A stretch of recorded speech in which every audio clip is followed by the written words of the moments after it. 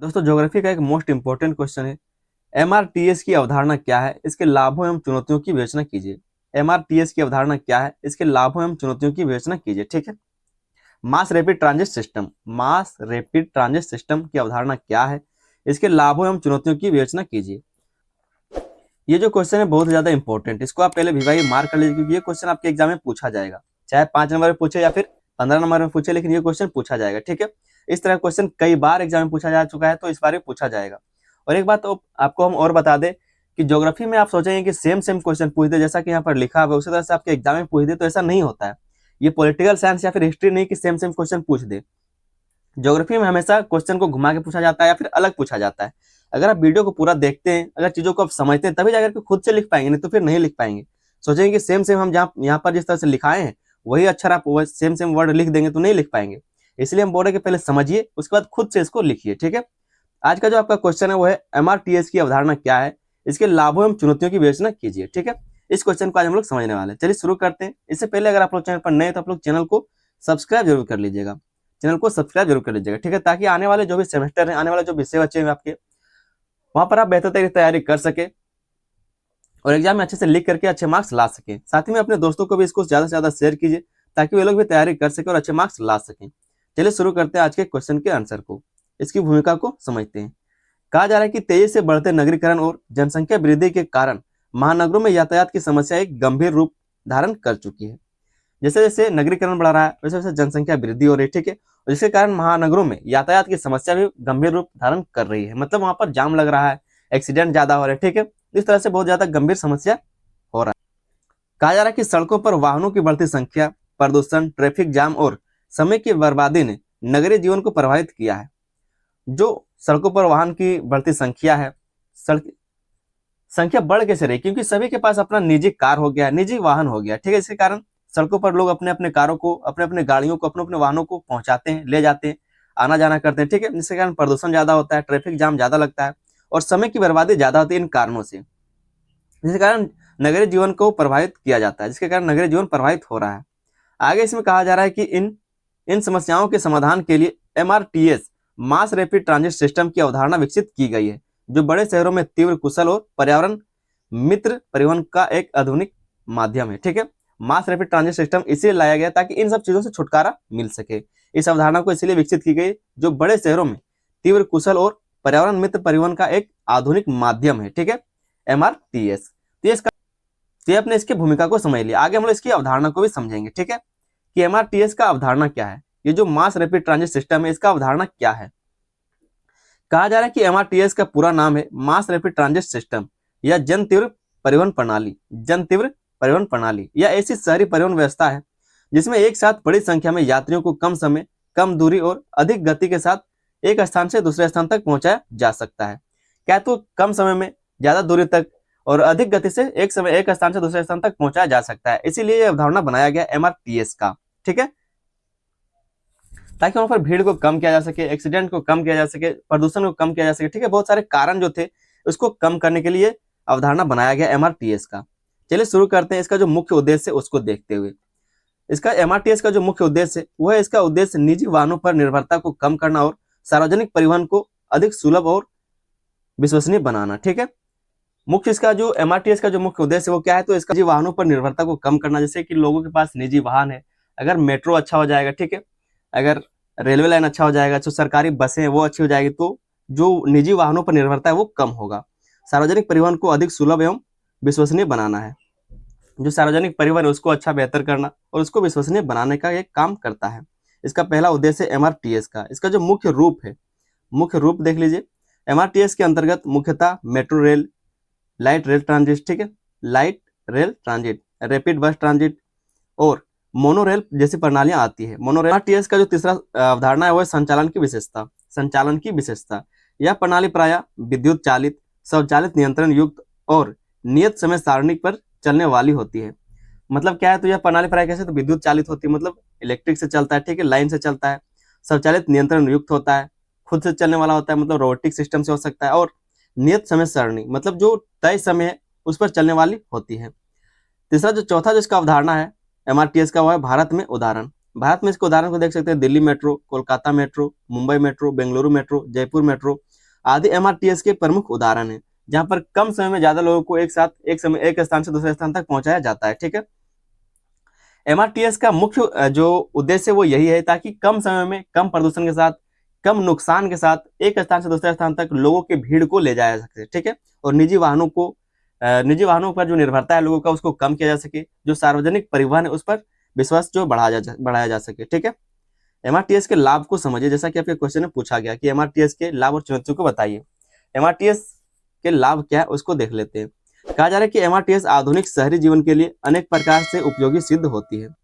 MRTS आधुनिक शहरी जीवन के लिए अनेक प्रकार से उपयोगी सिद्ध हुई है। ठीक है, इसके लाभों को निम्नलिखित बिंदुओं से समझा जा सकता है। पहला है इसका समय एवं दूरी की बचत, ये इसका लाभ है। एमआरटीएस का लाभ समय एवं दूरी की बचत। एमआरटीएस में ट्रेन निश्चित समय पर चलती है और ट्रैफिक जाम से मुक्त रहती है। इससे यात्रियों को अपने कार्यस्थलों तक पहुंचने में समय की बड़ी बचत होती है। उदाहरण के लिए दिल्ली मेट्रो में एक छोर से दूसरे छोर तक तय की गई दूरी कार या बस की तुलना में लगभग आधे समय में तय होती है। मतलब अगर ट्रेन से आप जाते हैं किसी काम के लिए, अगर आप जॉब करते हैं कहीं पे, अगर आपको दिल्ली में यहाँ से लेकर के यहाँ तक जाना है, तो अगर आप ट्रेन से जाएंगे तो जितना देर आपको बस में जाने में लगेगा, जितना देर आपको अपने निजी वाहन में जाने में लगेगा, उससे आधा समय में आप ट्रेन से पहुंच जाएंगे, मेट्रो से पहुंच जाएंगे। तो समय और दूरी का इससे बचत होता है। ये इसका पहला लाभ है एमआरटीएस का। एमआरटीएस का जो दूसरा लाभ है वो है यातायात जाम में कमी। यातायात जाम में कमी होता है। ठीक है, एमआरटीएस के आने से लोग निजी वाहनों की बजाय सार्वजनिक परिवहन का उपयोग करने लगते हैं। इससे सड़कों पर वाहनों की संख्या घटती है और जाम की स्थिति कम आती है, और जाम की स्थिति भी कम हो जाती है। यह शहरी यातायात प्रबंधन को अधिक प्रभावी बनाता है। जैसे जाम कम होगा तो समय का भी बचत होगा। ठीक है, सड़कों का भी बचत होगा, प्रदूषण भी कम आएगा। ठीक है, बहुत सारी बीमारियों से लोग बचेंगे, जो पर्यावरण है वो भी सुरक्षित रहेगा। तो यातायात जाम में भी कमी आता है। एमआरटीएस के ये सारे लाभ हैं। अगर एमआरटीएस बढ़िया रहता है, मास रैपिड ट्रांजिट सिस्टम है वो बेहतर रहता है, तो ये सारे लाभ हो सकते हैं। इसलिए इस अवधारणा को विकसित किया गया। ठीक है, तीसरा जो इसका लाभ है वो है पर्यावरणीय लाभ। एमआरटीएस विद्युत आधारित प्रणाली है, जिससे ईंधन की खपत और वायु प्रदूषण कम होता है। यह कार्बन उत्सर्जन को कम कर पर्यावरण की गुणवत्ता सुधारती है। वाहन शोर भी कम आती है, जिससे शहरी जीवन अधिक शांत बनता है। जितना हॉर्न बजता है, जितना इंजन का आवाज होता है, ये सारे कम होते हैं। ठीक है, आर्थिक लाभ इसमें क्या हो सकता है, तो एमआरटीएस से यातायात दक्षता बढ़ने के कारण उड़ानशीलता में वृद्धि होती है। ईंधन पर खर्च घटने से राष्ट्रीय आय में बचत होती है। मेट्रो स्टेशनों के आसपास व्यावसायिक केंद्रों और रोजगार अवसरों में वृद्धि होती है। जहां पर मेट्रो स्टेशन बनते हैं वहां पर आसपास कई सारे दुकानें मिलती है। ठीक है, तो उन सब व्यावसायिक केंद्रों का भी और रोजगार अवसरों का भी वृद्धि होता है। ये आर्थिक लाभ है एमआरटीएस का। ठीक है, जहां पर एमआरटीएस के कारण लोगों को रोजगार मिल रहा है, वहां पर दुकानें खुले, ठीक है, व्यापार हो रहा है। ये इसका आर्थिक लाभ है एमआरटीएस का। एमआरटीएस का जो भूमि उपयोग और नियोजन, एमआरटीएस का जो अगला लाभ है वो भूमि उपयोग और नियोजन। एमआरटीएस के मार्ग के आसपास संगठित नगरीय विकास संभव हो पाता है। इसके प्रभाव से टीओडी, जिसको बोलते हैं ट्रांजिट ओरिएंटेड डेवलपमेंट, की अवधारणा को बढ़ावा मिलता है। इससे शहरों में भूमि उपयोग अधिक संतुलित एवं उपयोगी बनता है। इससे शहरों में भूमि उपयोग अधिक संतुलित और उपयोगी बनता है। ठीक है, इसका छठा जो लाभ है वो है सामाजिक लाभ। समाज को इससे क्या लाभ मिलता है, तो सामाजिक लाभ।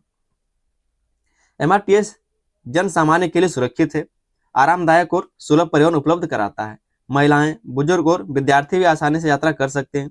यह सामाजिक संपर्कों को बढ़ावा देता है और शहरी गतिशीलता को सरल बनाता है। समाज के लिए भी लाभकारी। ठीक है, सारे लोग इसमें आरामदायक, सुरक्षित और सुलभ परिवहन कर सकते हैं।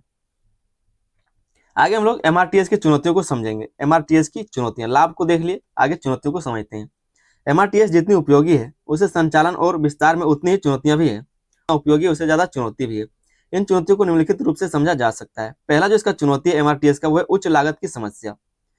उच्च लागत की समस्या मतलब इसको बनाने में बहुत ज्यादा पैसा लगता है। एमआरटीएस परियोजनाओं के निर्माण, रख रखाव और उपकरणों की लागत अत्यधिक होती है। भूमिगत मेट्रो के निर्माण में प्रति किलोमीटर लागत करोड़ों में पहुंच जाती है। जो भूमिगत होता है, ठीक है, उसके निर्माण में प्रति किलोमीटर लागत में करोड़ों रुपए खर्च हो जाते हैं। इससे विकासशील देशों के लिए इसका विस्तार कठिन हो जाता है। जो विकासशील देश हैं, जिसके पास पैसों की कमी है, जिन देशों में पैसों का कमी है, वहां पर इस तरह के विस्तार को, इस तरह के परिवहन के विकास के लिए बहुत ही ज्यादा कठिन हो जाता है। दूसरा जो इसका चुनौती है भूमि अधिग्रहण की कठिनाई। भूमि अधिग्रहण की कठिनाई, मेट्रो मार्गों के लिए भूमि प्राप्त करना शहरी क्षेत्रों में चुनौतीपूर्ण होता है। इससे विस्थापन, मुआवजा और सामाजिक असंतोष जैसी समस्याएं उत्पन्न होती है। तो भूमि अधिग्रहण मतलब जहां पर आप ट्रेन बिछाना चाहते हैं, सरकार जहां पर ट्रेन बिछाना चाहती है, ठीक है, रेलवे लाइन जहां पर बिछाना चाहती है, या फिर मेट्रो जहां से ले जाना चाहती है, वहां पर पहले अगर शहर है तो शहर को खाली करवाना पड़ेगा और उसके लिए उसको मुआवजा देना पड़ेगा, उसको घर देना पड़ेगा, ठीक है। तो बहुत सारी प्रक्रिया होती है, ये भी एक बहुत बड़ा चुनौती होता है एमआरटीएस के लिए। तीसरा जो इसका चुनौती है वो है तकनीकी रखरखाव और प्रबंधन। तकनीकी रखरखाव और प्रबंधन, एमआरटीएस के लिए उत्पन्न तकनीक, एमआरटीएस के लिए उन्नत तकनीक, सुरक्षा उपकरण और प्रशिक्षित कर्मियों की आवश्यकता होती है, प्रशिक्षित कर्मियों की आवश्यकता होती है। तकनीकी त्रुटियों के कारण सेवा में रुकावट आना यात्रियों के लिए असुविधाजनक हो सकता है, ठीक है, यात्रियों के लिए असुविधाजनक हो सकता है। तो तकनीकी रखरखाव और प्रबंधन भी जरूरी होता है। चौथा जो पॉइंट है, चौथा जो इसका चुनौती है ऊर्जा पर निर्भरता। विद्युत आधारित प्रणाली होने के कारण एमआरटीएस ऊर्जा आपूर्ति पर अत्यधिक निर्भर है, ऊर्जा आपूर्ति पर अत्यधिक निर्भर है। बिजली संकट या तकनीकी खराबी की स्थिति में संचालन बाधित हो सकता है, क्योंकि ये बिजली से चलता है। अगर बिजली कट जाए तो या फिर तकनीकी कोई खराबी हो जाए तो इस स्थिति में संचालन बाधित हो सकता है, मतलब ये बंद हो सकता है कुछ समय के लिए ही भले, लेकिन वो बंद हो सकता है। एमआरटीएस का जो पांचवा चुनौती है वो जनसंख्या दबाव। जनसंख्या दबाव, महानगरों में यात्रियों की संख्या इतनी अधिक होती है कि पीक आवर में भीड़ अत्यधिक बढ़ जाती है।